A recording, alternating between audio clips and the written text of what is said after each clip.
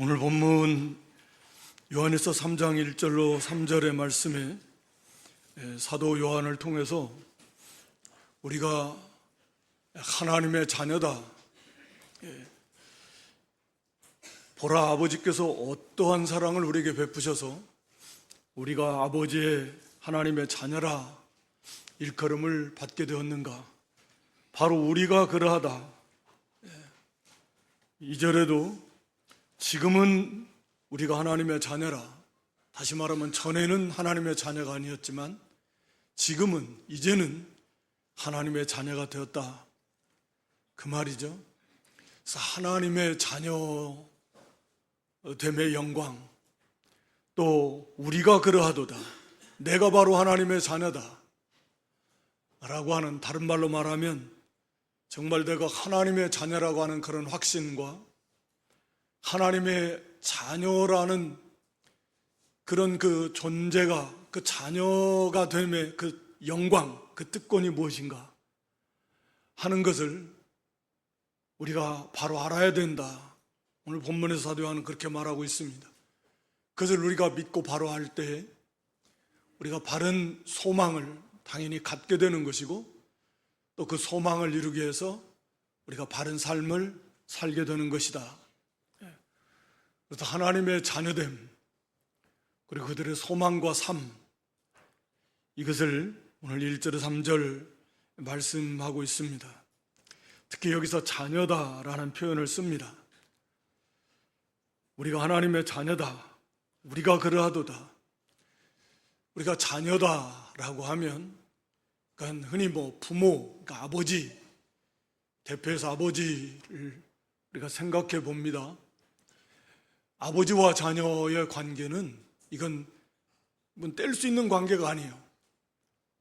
이건 혈연적인 관계고 끊을 수도 없고, 물론 법적으로 무슨 호적을 파가네 어찌네 할 수 있지만, 이게 본래적으로 이 혈연의 관계를 끊을 수 없습니다. 이건 변화하지도 않아요. 그렇다고 또 이 관계가 노력해서 되는 것도 아닙니다. 그냥 주어지는 거예요. 특히 자녀된 입장에서는 내가 어떤 부모, 어떤 아버지의 자녀로 태어나는가 하는 건 내 의지와는 상관도 없어요. 그러니까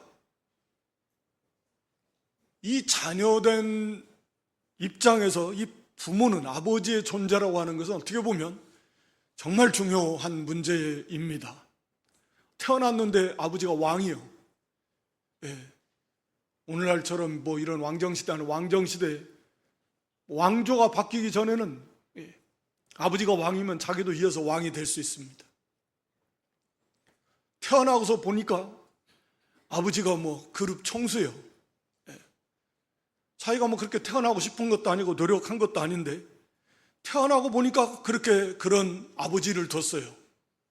어마어마한 특권입니다.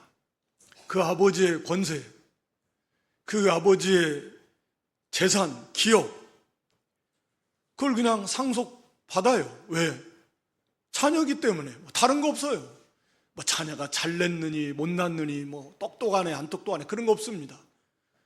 그냥 자녀라는 그 관계 하나 때문에 그냥 그것을 받아요. 그래서 세상적인 개념으로는 태어나면서 다이아몬드 수전에, 금수전에, 은수전에, 흑수전에 하지만 그건 어쩔 수 없습니다. 태어났는데 태어나고 보니까 자기 부모가, 아버지가 그런 존재다.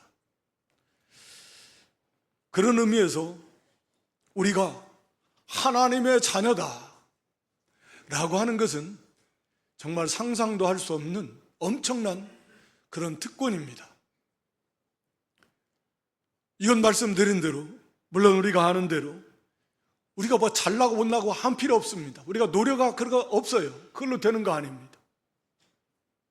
이건 전적인 하나님의 은혜로, 사랑으로 오늘 본문에서 말씀하고 있는 대로 우리가 하나님의 자녀가 된 것입니다. 우리는 늘 하나님의 자녀다 라고 이렇게 생각하고 늘 표현하지만 그것이 주는, 그 속에 담겨있는 그 영광은 정말 우리가 너무나 사실은 잘 모르고 살아가고 있습니다. 사도 요한은 오늘 우리가 바로 그러하도다. 어떠한 사랑을 하나님이 아버지께서 우리에게 베풀어 주셔서 우리가 하나님의 자녀가 됐는가? 이 하나님의 자녀가 될 수 있어라고 하는 것, 아버지가 어떤 분이냐? 그 아버지의 자녀가 되었다. 어마어마한 그 자체로서 특권이듯이 마찬가지로 우리가 하나님의 자녀됨의 영광이 얼마나 크고 놀라운가 하는 것을 우리가 알려면 하나님을 바로 알아야 되는데, 그 하나님을 우리가 잘 모르니까 도대체 하나님의 자녀가 된다는, 또 하나님의 자녀가 되었다는 이 영광이 얼마나 크고 놀라운지를 잘 모르는 거죠. 그래서 이 성경은 우리가 하나님, 신학이라고 하는 게 하나님에 관한 학문이다. 그게 전부의 시작이고 끝입니다. 하나님을 아는 것, 성삼위일체 하나님이신데 그 하나님을 아는 것입니다. 우리가 예수를 믿어서 구원을 받은 것도 사실은 하나님을 떠나서 하나님과 모르는, 하나님과 관계없는 그런 존재가 이제는 하나님 알매 관계가 되어서 그 하나님을 알아나가는 거예요. 일생 동안 천국에 가서도 영원토록. 그 하나님이 어떤 분이신가를 우리가 바로 알 때 그 하나님 앞에 우리가 합당한 섬김을 돌려드릴 수 있을 것입니다. 우리가 어떤 사람 관계에서도 어떤 사람인지 몰랐을 때는 뭐 그럭저럭 했는데 알고 보니까 저분이 왕이네, 알고 보니까 저분이 뭐 어마어마한 사람이네, 그걸 알고 나면 거기에 합당한 예우를 해주잖아요. 우리가 하나님을 모르니까 하나님의 자녀된 것이 어떤 것인지를 잘 모르는 것입니다. 그래서 특히 성경은 하나님이 어떤 분이신가를 잘 나타내는 표현들이 있는데, 그게 뭐냐면 하나님의 이름입니다. 이번 주 25일 금요일부터 우리 주일학교 여름 성경학교를 시작하는데 주제가 알고 싶어요 하나님이에요. 그래서 하나님의 이름 세 가지를 가지고 이렇게, 원래는 첫째 날, 둘째 날, 셋째 날, 그래서 하나님의 이름이라고 하는 것은 그 존재 자체를 나타내기도 하고 그 존재의 특성을 나타내기도 합니다. 그러니까 성경에는 하나님의 이름을 여러 가지로 표현해서 하나님이 도대체 어떤 분이신가 하는 것을 그 이름을 통해서 가르쳐 주시는 거예요. 그래서 하나님은, 우리 성경은 그냥 하나님 이렇게 표현되어 있지만 그게 보통 엘로힘 혹은 엘로도 표현되어 있고 엘로힘으로도 많이, 대부분 엘로힘이다, 엘론이다, 어찌됐든 엘로힘, 하나님이라고 번역이 된 단어가 대부분 엘로힘이다.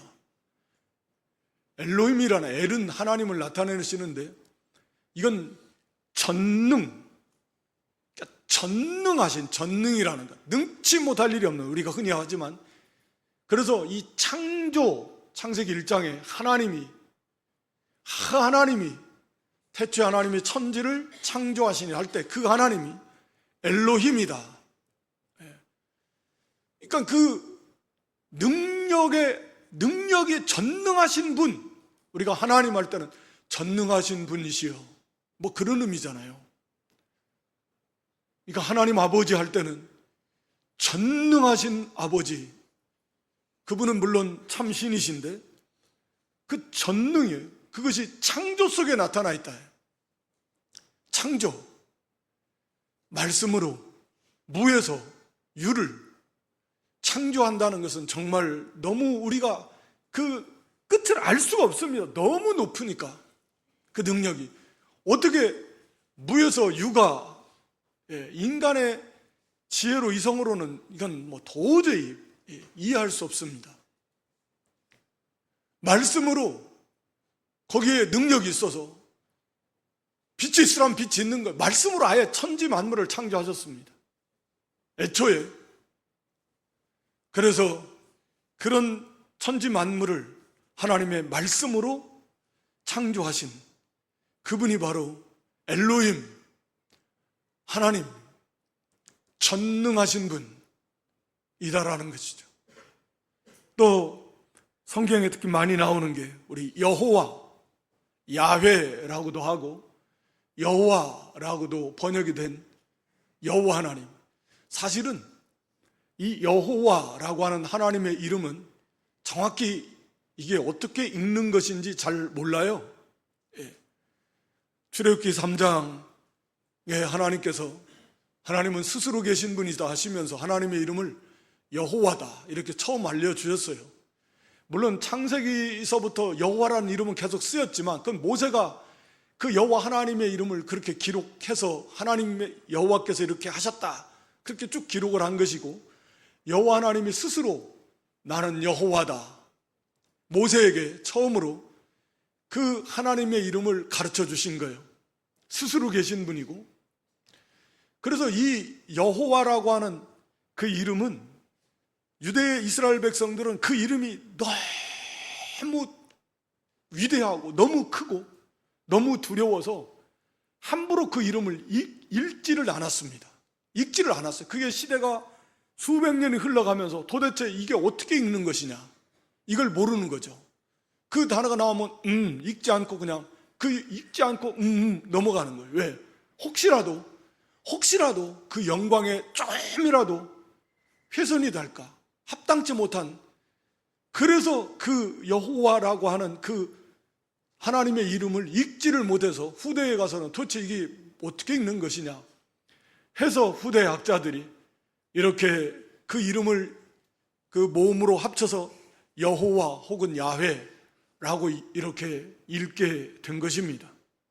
하여튼 간에 여호와라고 하는 그 이름인 성경에 주님이 하나님께서 말씀해 주신 대로 나는 스스로 있는 자이다. 스스로 있다. 그러니까 나는 나이다 이런 말씀인데, 하나님 이외의 모든 존재는 스스로 존재할 수 없는 그런 존재들입니다. 반드시 그것을 있게 하시는, 다시 말하면 하나님이 그것을 있게 하셔서 창조하셔서 존재하는 존재들이죠. 하나님은 하나님 스스로, 하나님이 존재할 수 있는 모든 근거, 능력, 원인이 하나님 스스로에게 있는 거예요. 우리는 다 이해할 수 없지만, 그래서 하나님은 영원 자존 스스로 계십니다.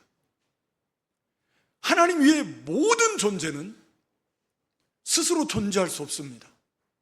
창조주께서 만들어 놓으셨으니까 존재하는 것입니다. 그러니까 이 여호와라는 이름 속에는 하나님만이, 이 여호와 하나님만이 유일한 절대자, 그러니까 모든 피조물과 완전히 구별된, 그것을 존재하게 하신, 스스로 계신 절대자, 그리고 전능하신 그 여호와 하나님 이라는 뜻입니다. 그리고 이 여호와라고 하는 하나님의 거룩한 이름은 하나님의 백성과의 관계 속에서 변함없으신, 그 약속을 반드시 이루시는, 말씀대로 다 성취하시는 그 하나님으로 표현하실 때 이 여호와라는 이름을 사용하십니다. 그래서 여호와라는 하나님의 그 이름의 뜻은 말씀드린 대로 스스로 계시는 분, 절대자예요. 이시면서 약속하신 대로, 말씀하신 대로 반드시 성취하시는 전능자, 여호와 하나님 속에 어마어마한 그런 그 말씀이, 그 속에 뜻이 다 들어가 있는 것입니다. 그러니까 우리가 하나님의 이름을 깊이 새김질하면 그 전능하신 분 엘로힘 하나님, 엘로힘 전능, 여호와 하나님 스스로 계시며 약속하신 대로 반드시 성취하시는 전능하신 분, 그분이 우리 아버지시다. 또 아도나이는 주로 주로 번역이 되어 있습니다. 주님. 이 아도나이는 주인이다 그 말입니다. 하늘과 땅과 모든 만물의 주인, 그걸 다스리시는, 통치하시는 주, 절대 주권을 가지신 분, 그게 아도나이입니다. 그러니까 우리는 그분에게 복종하면 되는 거예요. 주님께. 절대 주인이시고 절대 통치하시고 절대로 다스리시는 그런 주 아도나이. 하나님은 그런 분이시고, 그래도 언제나 그분께 순종하라. 주여 할 때는 우리는 종의 자리에서 뭐 이러쿵저러쿵 말할 게 없습니다. 생각할 게 없습니다. 그분이 우리의 주이시고 또 통치하시는 완전하신 그런 분이십니다.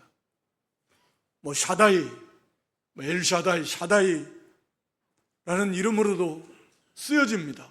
전능자로 주로 번역이 될 때 그의 하나님의 이름은 샤다이, 엘샤다이 뭐 같은 의미지만 전능하신 분, 전능, 특히 이 샤다이는 모든 만물을 다스리시는, 우리에게 유익하도록 통치하시고 다스리시는 전능자, 하늘과 땅과 뭐 바람, 비, 해, 달, 별 모든 만물을 다스리실 때 그 전능하신 하나님의 백성들에게 유익하도록 그렇게 다스리시는 그 전능자라는 의미로 쓰일 때 샤다이라는 그런 하나님의 이름을 씁니다. 하나님은 그런 분이시다. 물론 그 외에도 여호와 샬롬, 평강을 주시는 여호와, 여호와 일에 준비하시는 여호와 삼마, 우리와 함께 하시는 여호와, 여호와 로에 우리를 목자처럼 양육하시는 그런 여호와 하나님, 여호와 니시 우리를 승리케 하시는 여호와 라파 우리를 치료하시는 뭐 다양한 여호와 하나님의 그 이름을 붙여서 하나님 바로 그런 하나님이시다 라고 말씀하고 있는 것입니다. 그래서 성경에 나타난 그 하나님, 우리가 조직신학을 보면 맨 신론에서 많이 나오는 거죠. 하나님은 하나님의 속성을 말할 때 성경을 쫙 살펴보니까 하나님은 어떤 분이냐, 앞서 말한 대로 하나님은 스스로 계시는 완전하신 절대자이신 모든 걸 초월해 계시는 그런 하나님이시고, 하나님은 그래서 하나님의 속성은 무한하시다. 그러니까 하나님의 속성, 하나님은 존재에 있어서 무한하시다라는 말은 영원히 존재하신다. 무한, 끝이 없어요.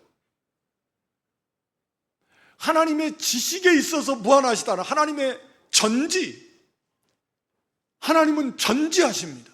모르시는 것이 하나도 없습니다. 과거나 현재나 미래, 우리의 개념에서 과거, 현재, 미래지만 하나님의 입장에서는 이 과거, 현재, 미래의 시간적 개념은 창조 속에서 이 시간이 창조되었지만 하나님의 그 영원 속에서는 그런 것을 초월해 계시니까 우리는 다 이해할 수 없지만 하나님은 전지하십니다.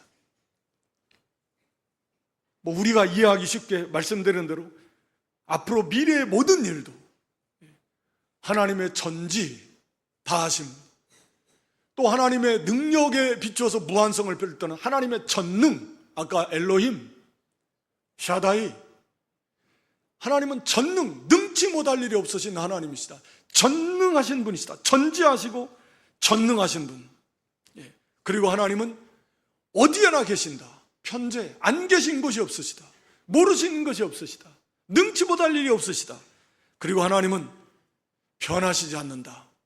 존재에 있어서 불변입니다. 영원히.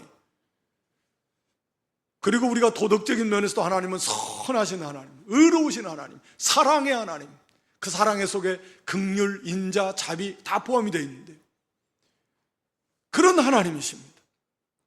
진실하신 하나님이십니다. 바로 이런 하나님이 바로 이런 분이신데 바로 이런 분이 우리의 아버지시다. 내가 바로 그런 하나님의 자녀가 되었다. 전능하시고 전지하시고 영원하시고 불변하시고 어디에나 계시고 모든 것 능치 못할 일이 없으신 우리를 지극히 사랑하시는 그런 분이 우리 아버지시다. 하늘과 땅의 전 존재를 주장하시는 왕이시고 주인이신 그분이 바로 우리 아버지시다. 이것을 우리가 깊이 생각할 때 하나님의 자녀가 됐다. 이건 정말 상상도 할 수 없는 일이다. 자녀는 아버지를 닮고 아버지의 특성을, 또 아버지의 기업을 우리가 물려받습니다. 그래서 우리가 이제는 그 하나님의 영원,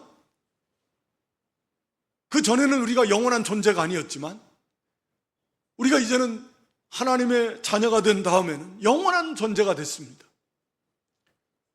물론 하나님 형상대로 지음받은 존재 자체가 영원은 불멸의 존재이지만 우리가 이제 영원한 그 하나님 형상을 닮아갈 수 있는 그런 존재가 된 것이고, 그리고 하나님의 그 기업을 우리가 이제는 받아 누리는 하나님의 상속자가 되었다. 우리 로마서 8장 17절에 보면 우리가 자녀이면 또한 상속자다. 이 어마어마한 하나님의 상속자가 되었다라는, 상속자. 예? 우리가 잘나고 못나고 뭐 그런 거 아무 필요 없습니다. 우리가 하나님의 자녀이기 때문에, 그거 딱 한 가지 때문에 하나님의 상속자가 됐어요. 말씀드린 대로 우리가 잘나서 하나님 자녀된 거 아닙니다. 그저 그냥 이건 놀라운 특권이에요. 특권, 거저 주신 특권. 하나님께서 그렇게 만들어 놓으신 거예요. 이 어마어마한 하나님의 자녀예요. 사도 베드로는 그 베드로전서 1장 3절로 4절에 우리가 잘 아는 대로 썩지 않고 더럽지 않고 쇠하지 아니하는 영원한 기업, 이것을 우리를 위해서 하나님께서 우리에게 하늘에 간직해 주셨습니다. 4절에. 그러니까 이건 뭐 영원한 기업이다. 너무나 영광스러운 하늘의 기업을 우리가 하나님의 자녀가 돼서, 자녀라는 거 하나 때문에 이 관계는 변하지 않는다고 그랬어요. 끊을 수도 없어요. 우리가 어떠한 상태에 있어도 이 관계는 변하지 않습니다. 하나님의 자녀가 되었다라고 하는 것은 이런 것이에요. 상상도 할 수 없으신, 그렇게 높으신, 위대하신, 그리고 영원하신 그 만왕의 왕, 만주의 주, 하늘과 땅의 모든 것을 창조하시고 다스리시고, 그런 우리가 하나님의 자녀가 되어서 우리도 다 왕같은 제사장들이 되었다. 네? 하늘의 영원한 하나님 나라의 기업을 우리가 받아 누리는 바로 그런 하나님의 자녀가 되었다. 네. 이것을 우리가 알고 있는가? 이를 이루기 위해서 보라, 아버지께서 어떠한 사랑을 우리에게 베푸셔서 하나님의 자녀라 일컬음을 받게 하셨는가? 우리가 바로 그러하도다. 내가 바로 그렇다. 내가 바로 이런 하나님의 자녀다 라고 하는 이런 확신이 들고, 얼마나 감사, 얼마나 기쁘고, 얼마나 담대하고, 거기에 무슨 걱정, 근심, 두려움, 염려 뭐가 있겠습니까? 이런 분이 바로 우리 아버지신데, 지금도 바로 그런 하나님이 우리 아버지신. 그런데 뭐 염려하고 걱정하고 두려워하네. 우리를 위해서 이 어마어마한 영원한 영광의 기업을 우리에게 주셨는데, 이걸 우리가 바로 한다면, 그래서 항상 기뻐하고 모든 일에 감사하고 하나님을 사랑하고 하나님보다 더 귀한 분을 하나님보다 더 높이고 하나님보다 더 의지하고 하나님보다 더 사랑하는 그런 존재는 없어야 마땅하게 되는 것입니다. 바로 어떠한 사랑을 우리에게 베풀어 주셨는가? 하나님께서 우리를 미리 창세전부터 전지하신 하나님께서 우리를 미리 알아주셨다. 우리가 로마서 8장 29절로 30절에 보면 하나님이 우리를 미리 아셨다. 이 아셨다라는 것은 특별한 관계로, 하나님의 자녀로, 사랑의 대상자로 미리 우리를 알아주셨다. 흔히 하는 말로 선택입니다. 하나님의 창세전에 우리 한 사람 한 사람을 하나님의 자녀로 미리 알고 사랑해 주셨다, 그 말입니다. 하나님의 선택이에요. 창세전부터 우리를 하나님의 자녀로 미리 알아주시고 사랑해 주십니다. 사랑해 주셔서 선택해 주셨어요. 그게 아셨다, 그 말입니다. 하나님의 자녀, 너는 하나님의 자녀다, 내 자녀다. 하나님이 그렇게 우리를 알아주십니다. 그렇게 사랑해 주십니다. 그게 선택입니다. 그리고 그런 우리들을 여기 미리 정하셨다, 예정. 미리 정하셨다. 우리에 대한 구원의 계획을 하나님은 하나하나 완벽하게 미리 다 창세전부터 정해놓으셨습니다. 우리에 대한 세밀한 이 계획을 하나님은 창세전에 다 미리 정해놓으셨어요. 예정해놓으셨어요. 언제, 어디서, 누구의, 어떻게 태어날 것인가. 그리고 그런 우리들이 하나님 언제 어떻게 우리가 부름받아서 어떻게 해가지고 믿고 구원받게 될 것인가. 구원받은 다음에 또 이들을 어떻게 인도해서 양육해서 영광의 날 이르게 할 것인가. 우리에 대한 하나님의 계획, 미리 창세전부터 세세하게 완벽하게 다 예정해 놓으셨다고. 놀라운 하나님의 사랑, 관심, 그냥 대충 그렇게 안 찍은 게 아니에요. 그때 가서 딱땅해서 하는 게 아니에요. 세밀하게. 우리가 보통 그러잖아요. 자녀들 이렇게 태어나기 전에 있으면 이 태어나면 이 아이 앞으로 어떻게 해서 그 막 계획도 하고 미리미리 준비도 해놓고, 그 사랑해서 아직 얼굴은 모르지만 우리 하나님은 그렇게 우리를 사랑하셔서 우리에 대한 하나하나의 모든 계획을 다 정해 놓으셨다. 얼마나 놀라운 사랑입니다. 그 영광의 하나님이, 그 위대하신, 그 크신 하나님. 그리고 그런 우리를 하나님께서 우리를 부르셨다. 30절에 보면 이제 때가 돼서 우리를 부르셨습니다. 다시 말하면 이 모든 것들을 하나님은 변함없이 완벽하게 신실하게 다 하나님 스스로 계획하신 거예요. 하나님께서 계획을 변경시키셔도 누구하고 약속하신 게 아니에요. 우리는 존재하지도 않았어요. 세상을 창조하시기도 전이에요. 그러니까 하나님께서 그렇게 하나님이 계획하고 선택했다가 지나하셨다가 에이, 너는 내가 선택했었는데 마음 바뀌었다. 이래도 할 말이 없어요, 사실은. 그런데 우리 하나님은 그런 분이 아니시다. 우리를 사랑하시고 그 선택하시고 변함이 없으시고 그 계획도 변함이 없으시고, 그래서 그걸 그대로 이루시는 그런 신실하신 영원하신 하나님이에요. 거부할 수 없도록 우리를 그리스도께로 불러서, 그래서 예수를 믿게 하시고 믿어지게 하신 거예요.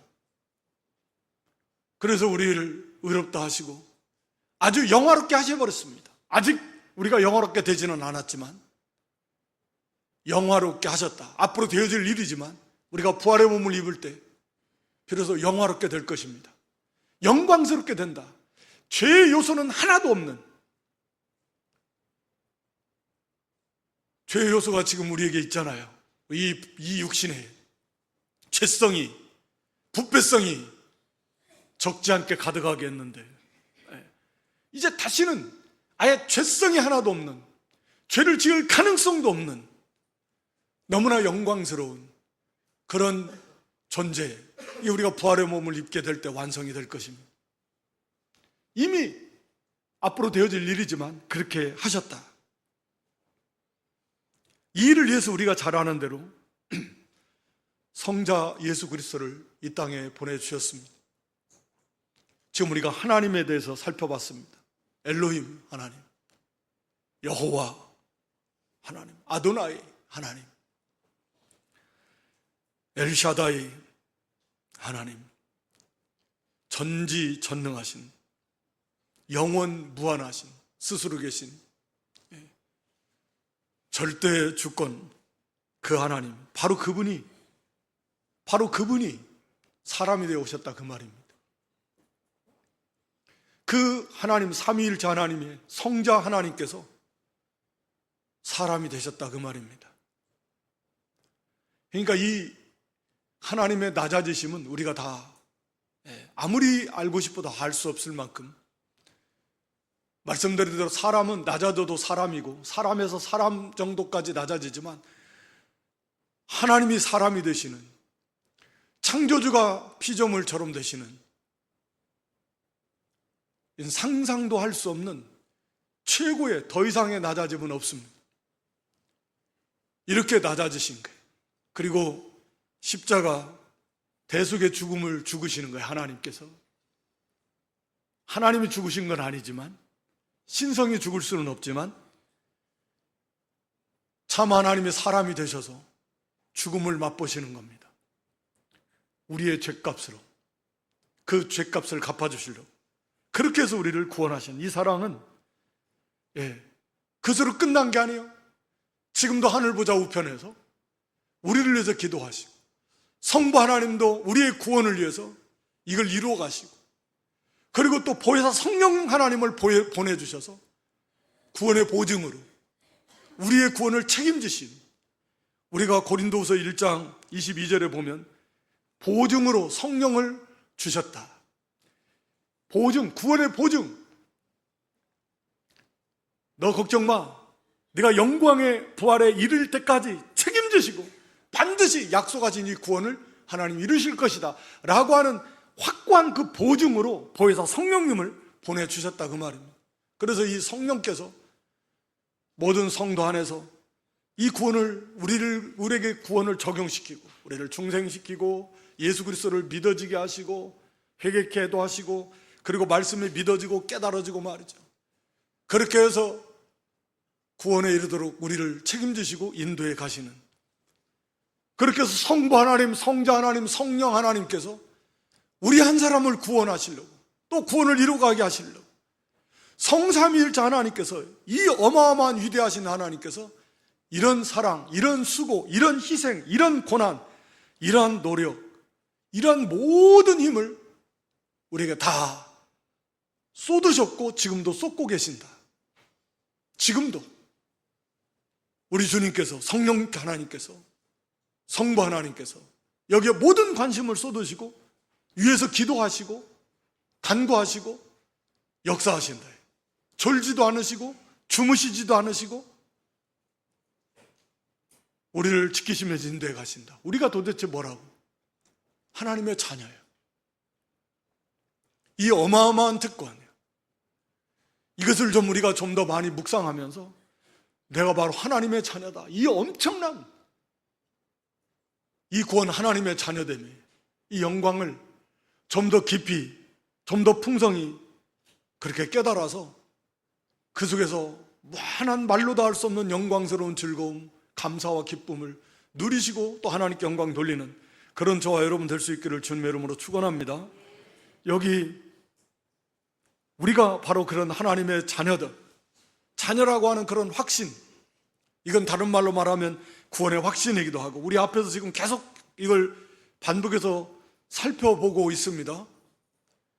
우리가 구원받은 구원의 확신 이르게 하는 것, 이것은 어떠한 신비적인 체험이 아니고 오직 말씀을 순종함으로, 물론 예수가 그리스도임이 믿어진다, 우리에게 기름 부음이 있는 성령이 예수가 그리스도임이 확실하게 믿어지게, 이것이 구원받은 하나님 백성의 특징인데, 문제는 이 지식을 믿음으로 착각하는 경우가 적지 않습니다. 그거 내가 다 알고 있는데, 귀에 못이 박히도록 너무 많이 들어서, 그래서 그 지식을 알고 있다고 해서 그것을 믿음으로 착각하는 경우가 많이 있다. 그래서 그걸 보완하는 게 참 열매들이 맺히고 있는가 하는 거예요. 그래서 제일 중요한 게 그 2장에서 살펴본 대로 하나님의 말씀을 순종할 때, 순종하는 삶을 살면 그런 확신에 거하게 될 것이다. 이건 가장 중요한 거예요. 말씀을 순종하는 삶을 살면 그건 너무나 당연하게 자연스럽게 내가 구원받은 하나님의 자녀다 라고 하는 그런 확신을 갖게 되는 것입니다. 그건 내가 확신을 갖고 싶다 해서 갖게 되는 게 아닙니다. 이게 주어지는 거예요. 또 형제의 사랑을 실천할 때 그것도 말씀 순종하는 거죠. 형제 사랑을 실천하는 데까지 순종해 나갈 때 그게 알게 됩니다. 거기 3장 뒤에 조금 넘겨서 14절에 가서 보면 우리는 형제를 사랑함으로 사망에서 옮겨 생명으로 들어간 줄을 알거니와. 본인이 알아요. 알 수 있어요. 내가 구원받았구나. 확실하게 안다 그 말입니다. 하나님 우리 안에 계신다라는 것도 알게 돼요. 또 이런 것이 아직 형제사랑이 쉽지는 않으니까 아직도 내가 구원이 받았는지 안 받았는지 이렇게 그런 확신이 없는 경우들이 상당히 많지만 우리가 성경은 여러 가지로 그것을 도와주고 있어요. 요한일서도 사실은 마찬가지인데 오늘 본문의 말씀대로 바로 이런 하나님의 사랑, 예수 그리스도의 우리를 향해서 쏟아부어 주신, 나를 향해서 쏟아부어 준 이 하나님의 사랑이 믿어지고 깨달아지는가, 그리고 그 사랑에 감사하며 감격하며 우리가 하나님을 사랑하며 예수님을 사랑하는 마음이 우리 속에 있는가. 우리가 고린도전서 16장 22절에 보면 누구든지 주를 사랑하지 않는 자는 저주를 받을지어다. 하나님을 그 사랑, 예수님의 그 사랑을 믿어지고 깨달아지면서 온전하지는 않아도 그래서 하나님을 사랑하는 마음이, 예수님을 사랑하는 마음이 그 속에 있다라고 하면 그 사람은 구원받은 사람입니다. 또 나아가서 우리가 빌립보 2장 13절의 말씀을 비춰볼 때 우리가 하나님의 말씀대로 살고 싶어하는 그런 선한 소원이 있는가? 말씀대로 살고 싶은데 잘 안 되긴 안 되죠. 그렇지만 그 말씀대로 살려고 힘쓰고 애씀이 있는가? 그 하나님의 사람이, 그 성령께서 그 안에 역사하시는 역사입니다. 하나님을 좀 기쁘시게 하고 싶어하는 소원이 있고 또 그대로 힘을 쓰고 있는가? 비록 실패할 때가 많지만 하나님을 기쁘시게 하려고 하고 하나님 말씀대로 살려고 하고 그런 소원이 일어나고 말씀을 들을 때 맞아 나도 저래야지 라고 하는 소원이 일어나서 힘쓰고 애씀이 있는가? 가다가 다시 또 실패할 경우가 많지만 그러면 그래도 그 사람은 구원받은 사람일 것입니다. 우리가 갈라디아 5장에서 말씀하고 있는 대로 말씀대로 성령의 소욕대로 살고 싶어 하는데 반대로 육체의 소욕대로 살고 싶어 하는 이 싸움 때문에 고통스러워하고 있는가? 말씀대로 살고 싶은데 그래서 힘쓰는데 반대로 말씀대로 살고 싶어 하지 않은 이 죄악의 욕구가 그 속에서 같이 부딪혀서 그것 때문에 괴로워하고 탄식하고 있는가? 이건 단순한 양심의 가책이 아닙니다. 하나님의 말씀의 표준입니다. 하나님을 사랑하며 하나님을 기쁘시게 하며 하나님 말씀대로 그렇게 순종하면서 살고 싶은데 그렇게 노력하는데 잘 안 되고 반대로 그들의 육체의 욕구대로 세속을 이렇게 좋아하면서 욕심대로 살고 싶어하는 이것 때문에 서로 괴로워하고 부딪히고 있는가? 이게 성도만의 특징입니다. 우리가 로마서 7장 24절에 보면 사도 바울도 오라 나는 곤고한 사람이로다. 이 사망의 몸에서 누가 나를 건져내랴. 이 싸움 때문에 그 싸움의 수준이 물론 다르겠지만 이 싸움은 치열하게 있는 것입니다. 그렇다라고 하면 비록 넘어질 때가 많고 부족함이 많을지라도 그 사람은 구원받은 사람일 것입니다. 끝으로 자기의 죄성을 깊이 깨닫고 나는 참 흉악한 죄인이다. 사도 바울처럼 시간이 점점 지났는데 죄인 중에 내가 괴수다. 사도의 직분을 받아서 그 사역을 감당하고 있음에도 죄인 중에 괴수다. 모든 성도들 중에 더 작은 자다. 성도보다도 더 작다. 자신을 이렇게 고백할 만큼 우리 속에 있는 자기의 죄성, 내가 정말 심각한 죄인이구나. 내 속에 정말 이 선한 것이 없는 이 육체 정말 심각한 죄성을 가진 흉악한 죄인이다. 이것 때문에 괴로워하고 탄식하면서 애통해하면서 하나님 앞에 그런 깨달음과 부르짖음이 있는가?